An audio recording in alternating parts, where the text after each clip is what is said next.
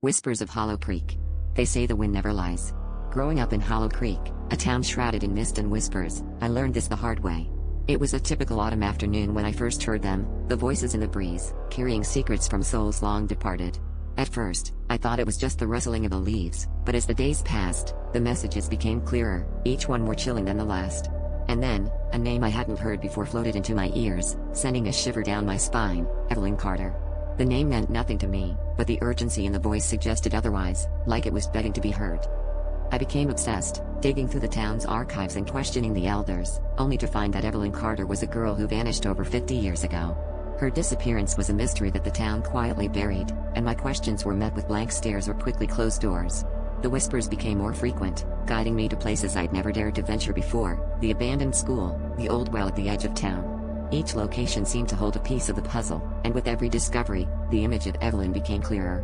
I was unraveling a forgotten tragedy, and it was as if the wind itself was leading me to the truth. Then, one night, the whispers turned to screams. The wind howled through my window, bringing with it a frigid chill that seemed to freeze the air around me. I felt compelled to follow, stepping out into the darkened streets of Hollow Creek. The wind pushed me toward the old church, its dilapidated steeple barely visible against the night sky. There, in the overgrown graveyard, I found it, a tombstone, cracked and worn by time: Evelyn Carter, 1947 to 1968.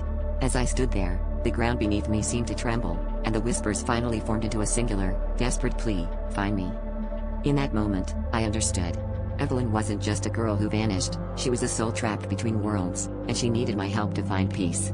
As the wind swirled around me, I realized the final piece of the puzzle was buried with her. Kneeling down, I began to dig, my hands working feverishly to uncover the truth. And then, beneath the cold earth, I found it: a small, weathered locket. Inside was a picture of Evelyn and a letter, written in a child's scrawl. The wind died down, leaving an eerie silence in its wake. Evelyn's story had been told, and now, perhaps, the whispers would finally rest.